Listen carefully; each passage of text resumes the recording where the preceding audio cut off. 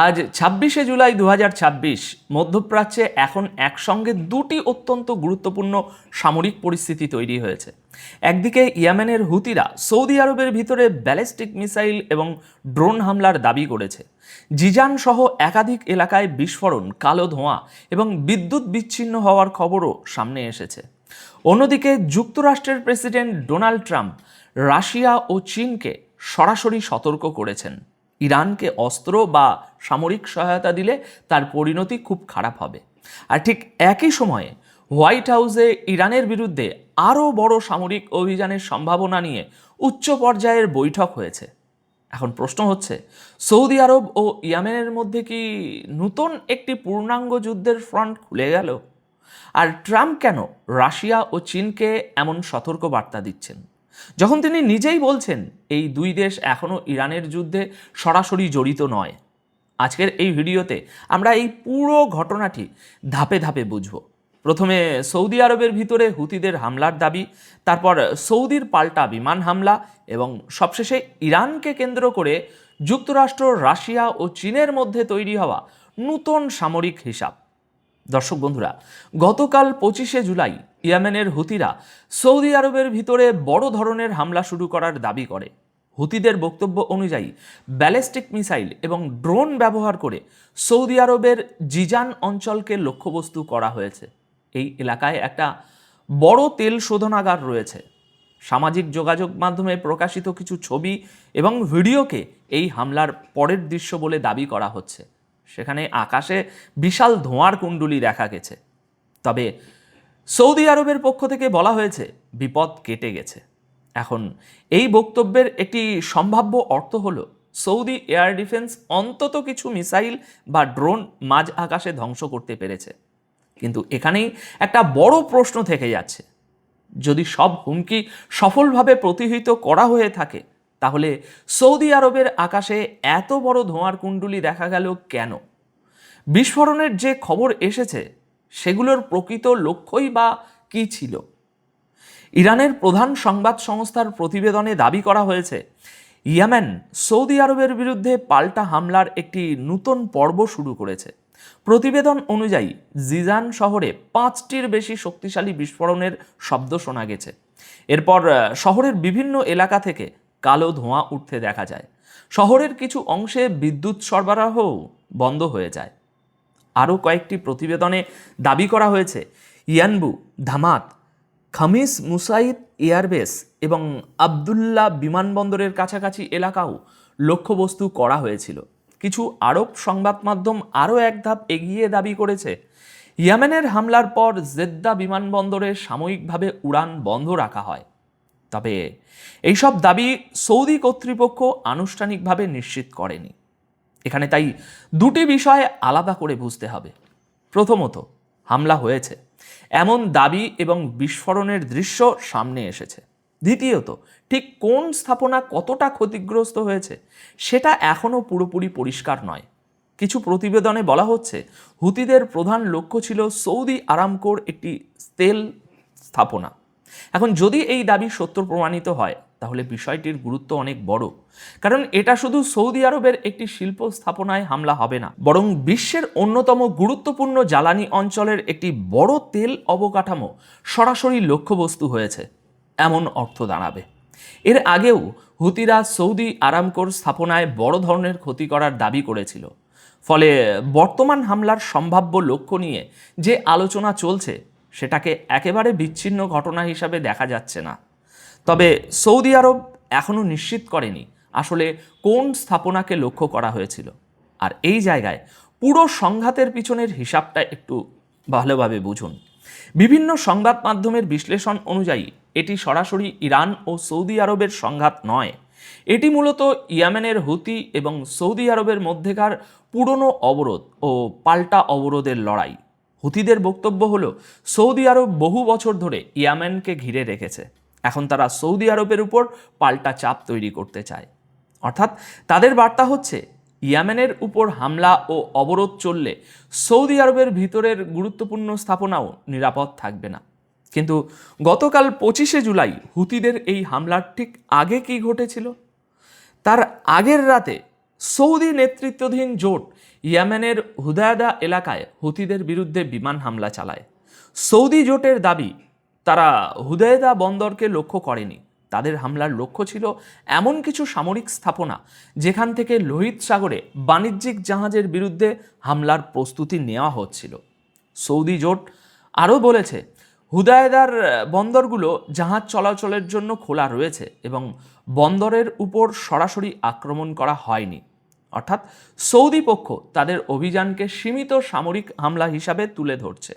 তাদের বক্তব্য, বাণিজ্যিক জাহাজের নিরাপত্তার জন্য সম্ভাব্য হামলার প্রস্তুতি কেন্দ্রগুলোকে লক্ষ্য করা হয়েছে। কিন্তু এরও একদিন আগে অর্থাৎ 24শে জুলাই হুতিরা টানা দ্বিতীয়বার লোহিত সাগরে একটি সৌদি জাহাজকে লক্ষ্যবস্তু করার দাবি করে। আর এখান থেকেই ঘটনাগুলোর ধারাবাহিকতা পরিষ্কার হয়। প্রথমে লোহিত সাগরে সৌদি জাহাজের উপরে হামলার দাবি, এরপর হুদায়দায় সৌদি জোটের বিমান হামলা, তারপর সৌদি আরবের ভিতরে হুতিদের আবার ব্যালিস্টিক মিসাইল ও ড্রোন হামলা। মানে ঘটনা পাল্টা ঘটনা, আবার প্রতিশোধ। তারপর এটাই এখন সবচেয়ে বেশি বিপজ্জনক অংশ। কয়েক বছর ধরে দুপক্ষ সরাসরি বড় সংঘর্ষ এড়ানোর চেষ্টা করছিল, কিন্তু নতুন পরিস্থিতিতে সৌদি আরব আবার প্রকাশ্যে সামরিক অভিযান চালাচ্ছে এবং হুতিরাও সৌদির ভূখণ্ডে হামলার দাবি করছে। অর্থাৎ এটি আর শুধু লোহিত সাগরে জাহাজের উপরে হামলার মধ্যে সীমাবদ্ধ নেই। সংঘাত এখন সৌদি আরবের শহর, বিমান ঘাঁটি, বিমানবন্দর এবং সম্ভাব্য তেল অবকাঠামোর দিকে ছড়িয়ে পড়ছে। যদি এই পাল্টাপাল্টি আক্রমণ চলতে থাকে এভাবেই, তাহলে মধ্যপ্রাচ্যে একটি নতুন যুদ্ধ ফ্রন্ট আরও স্পষ্ট হয়ে উঠতে পারে। দর্শক বন্ধুরা, এবার আসা যাক ইরানকে কেন্দ্র করে তৈরি হওয়া আরও বড় আন্তর্জাতিক উত্তেজনায়। যুক্তরাষ্ট্রের প্রেসিডেন্ট ডোনাল্ড ট্রাম্প চীন এবং রাশিয়া এই দুই দেশকেই ইরানকে সামরিক সহায়তা না দেওয়ার ব্যাপারে সরাসরি সতর্ক করেছেন। ট্রাম্প কি বলেছেন? ট্রাম্প বলেছেন তিনি মনে করেন না যে চীন বা রাশিয়া এই মুহূর্তে ইরানের যুদ্ধে সরাসরি জড়িত, কিন্তু এই দুই দেশের কোনোটি যদি ইরানকে সাহায্য করতে এগিয়ে আসে তাহলে সেটি তাদের নিজেদের জাতীয় স্বার্থের বিরুদ্ধে যাবে এবং তার ফল খুব খারাপ হবে। এখন এই বক্তব্যের রাজনৈতিক ভাষাটা একটু বুঝুন। ট্রাম্প প্রকাশ্যে বলছেন রাশিয়া ও চীন এখনও যুদ্ধে জড়ায়নি, কিন্তু একই সঙ্গে তাদের আগাম হুমকি দিচ্ছেন জড়ানোর চেষ্টা করো না। অর্থাৎ ওয়াশিংটনের উদ্বেগ শুধু বর্তমান পরিস্থিতি নিয়ে নয়। যুক্তরাষ্ট্র আশঙ্কা করছে ইরান যদি বাইরে থেকে অস্ত্র, প্রযুক্তি বা গোয়েন্দা সহায়তা পায় তাহলে যুদ্ধের ভারসাম্য বদলে যেতে পারে। ট্রাম্প দাবি করেছেন বেইজিংয়ে বৈঠকের সময় চীনের প্রেসিডেন্ট শি জিনপিং তাকে আশ্বাস দিয়েছিলেন যে চীন কোনো অবস্থাতেই ইরানকে অস্ত্র দেবে না, কোনো চীনা কোম্পানিও ইরানের কাছে অস্ত্র বিক্রি করবে না। ট্রাম্পের আরও দাবি, রাশিয়ার প্রেসিডেন্ট ভ্লাদিমির পুতিনও একই ধরনের আশ্বাস দিয়েছেন ওনাকে যে রাশিয়া ইরানকে অস্ত্র দেবে না। কিন্তু এখানেই পরিস্থিতি জটিল হয়ে যাচ্ছে। একদিকে ট্রাম্প বলছেন রাশিয়া ও চীন ইরানকে সাহায্য করছে না, অন্যদিকে মার্কিন গোয়েন্দা সংস্থাগুলো নিজেরাই পরীক্ষা করছে পর্দার আড়ালে কোনো ধরনের সহায়তা ইতিমধ্যে ইরানের কাছে পৌঁছাচ্ছে কি পৌঁছাচ্ছে না। মার্কিন গোয়েন্দা সূত্রের বরাত দিয়ে প্রতিবেদনে দাবি করা হয়েছে যুদ্ধের শুরুর দিকে উপসাগরীয় অঞ্চলে সিআইএর স্থাপনাগুলোর উপর ইরানের হামলার পর যুক্তরাষ্ট্র একটি বিষয় খতিয়ে দেখছে। রাশিয়া কি ইরানকে নির্দিষ্ট লক্ষ্যবস্তুর তথ্য দিয়েছিল অথবা উন্নত ড্রোন প্রযুক্তি সরবরাহ করেছিল? এখনো পর্যন্ত এই অভিযোগ নিশ্চিত করা হয়নি। রাশিয়াও এই নিয়ে মন্তব্য করতে অস্বীকৃতি জানিয়েছে। তবু এই তদন্তের রাজনৈতিক গুরুত্ব রয়েছে, কারণ যুক্তরাষ্ট্রের সন্দেহ হচ্ছে আনুষ্ঠানিকভাবে যুদ্ধে অংশ না নিয়েও কোনো দেশ ইরানকে প্রযুক্তি, গোয়েন্দা তথ্য বা টার্গেটিং সহায়তা দিতে পারে। আর ঠিক এই কারণেই ট্রাম্পের বক্তব্যকে শুধু একটি সাধারণ সতর্কবার্তা হিসাবে দেখলে পুরো ছবিটা বোঝা যাবে না। এটা একই সঙ্গে রাশিয়া ও চীনের উদ্দেশ্যে একটি সামরিক এবং কূটনৈতিক বার্তা। বার্তাটি পরিষ্কার, ইরানকে প্রকাশ্যে বা গোপনে সাহায্য করা হলে যুক্তরাষ্ট্র সেটিকে সরাসরি চ্যালেঞ্জ হিসাবে দেখবে। এখন এটাকে আরেক দিক থেকে দেখুন। ট্রাম্প এমন সময়ে এই হুমকি দিচ্ছেন যখন হোয়াইট হাউসের ভিতরে ইরানের বিরুদ্ধে যুদ্ধ আরও বিস্তৃত করার আলোচনা চলছে। মার্কিন সংবাদ মাধ্যমের প্রতিবেদন অনুযায়ী 24 ও 25শে জুলাইয়ের মধ্যবর্তী রাতে ট্রাম্প তার জ্যেষ্ঠ উপদেষ্টা এবং মন্ত্রিসভার গুরুত্বপূর্ণ সদস্যদের নিয়ে একটি উচ্চ পর্যায়ের বৈঠক করেন। বৈঠকের মূল বিষয় ছিল ইরানের বিরুদ্ধে সামরিক অভিযান আরও বড় করা হবে কিনা। এই বৈঠক এমন সময়ে হয়েছে যখন ইরানের সঙ্গে যুদ্ধবিরতি ভেঙে পড়েছে এবং দেশটির নিউক্লিয়ার কর্মসূচি নিয়ে আলোচনা পুরোপুরি ব্যর্থ হয়েছে। এর একদিন আগে ট্রাম্প নিজেই বলেছিলেন তিনি ইরানের উপর আগের চেয়ে বড় হামলার বিষয়টি গুরুত্বের সঙ্গে বিবেচনা করছেন। তিনি সিদ্ধান্ত নেওয়ার খুব কাছাকাছি রয়েছেন এবং মার্কিন সামরিক যে প্রস্তুতি সেটা সম্পূর্ণ। অর্থাৎ শুধু রাজনৈতিক হুমকি নয়, সামরিক বিকল্পও টেবিলের উপরে রাখা হয়েছে। প্রতিবেদন অনুযায়ী ট্রাম্প এখন ইরান নিয়ে তার সম্পূর্ণ নীতি নতুন করে পর্যালোচনা করছেন, আর এই কারণেই হোয়াইট হাউসে একের পর এক উচ্চ পর্যায়ের বৈঠক হচ্ছে। আরও গুরুত্বপূর্ণ বিষয় হলো ট্রাম্প ইঙ্গিত দিয়েছেন যুক্তরাষ্ট্র নতুন বড় হামলা চালালে ইসরায়েল হয়তো সেই অভিযানে সরাসরি অংশ নাও নিতে পারে। এখন এই বক্তব্যের অর্থ হতে পারে যুক্তরাষ্ট্র নিজস্ব নেতৃত্বে আলাদা সামরিক অভিযান চালানোর সম্ভাবনাও বিবেচনা করছে। এর মধ্যেই আগামী সপ্তাহে ইসরায়েলের প্রধানমন্ত্রী বেঞ্জামিন নেতানিয়াহুর ওয়াশিংটন সফরের কথা রয়েছে। সেখানে ডোনাল্ড ট্রাম্পের সঙ্গে তার বৈঠকে ইরান যুদ্ধ প্রধান আলোচ্য বিষয় হবে বলে বিভিন্ন প্রতিবেদনে দাবি করা হয়েছে।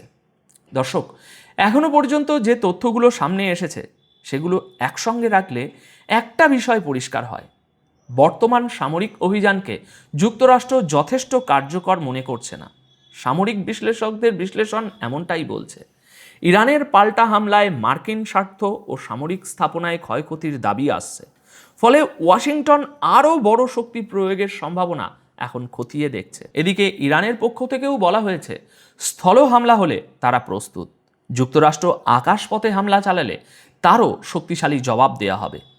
আগের দিনের হামলা নিয়ে ইরান দাবি করেছে কয়েকটি মার্কিন সামরিক স্থাপনায় বহু সেনা হতাহত হয়েছে এবং কয়েকটি হ্যাঙ্গার ধ্বংস করা হয়েছে। তবে এসব দাবি যুক্তরাষ্ট্রের পক্ষ থেকে নিশ্চিত করার তথ্য নেই। তাই সামনে পরিস্থিতি কোন দিকে যাবে তা নির্ভর করবে কয়েকটি গুরুত্বপূর্ণ সিদ্ধান্তের উপর। সৌদি আরব কি ইয়েমেনে আরও বড় বিমান হামলা চালাবে? হুতিরা কি সৌদি শহর ও তেল অবকাঠামোকে আরও বড় আকারে লক্ষ্যবস্তু করবে? এবং সবচেয়ে বড় প্রশ্ন, যুক্তরাষ্ট্র কি ইরানের বিরুদ্ধে সত্যি নতুন ও আরও বিস্তৃত সামরিক অভিযান শুরু করবে?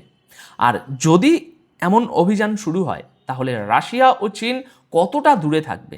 সেটাই হতে পারে পরবর্তী বড় ভূরাজনৈতিক পরীক্ষা। আজকের পরিস্থিতি এক লাইনে বুঝুন, লোহিত সাগরের সংঘাত এখন সৌদি ভূখণ্ডে পৌঁছে যাচ্ছে, আর ইরান যুদ্ধের চাপ এখন যুক্তরাষ্ট্র, রাশিয়া ও চীনের সম্পর্ককেও সরাসরি প্রভাব ফেলছে। এখন আপনাদের কি মনে হয়, ট্রাম্পের রাশিয়া ও চীনকে দেওয়া সতর্কবার্তা কি শুধু চাপ তৈরির কৌশল, নাকি যুক্তরাষ্ট্র সত্যি ইরানের বিরুদ্ধে আরও বড় যুদ্ধের প্রস্তুতি নিয়ে ফেলেছে? আপনাদের মতামত অবশ্যই কমেন্ট করে জানাবেন। আপাতত এই প্রতিবেদন তাহলে এখানেই শেষ করছি। পুরো আলোচনাটি শেষ পর্যন্ত দেখার জন্য আপনাদের সকলকে অসংখ্য ধন্যবাদ।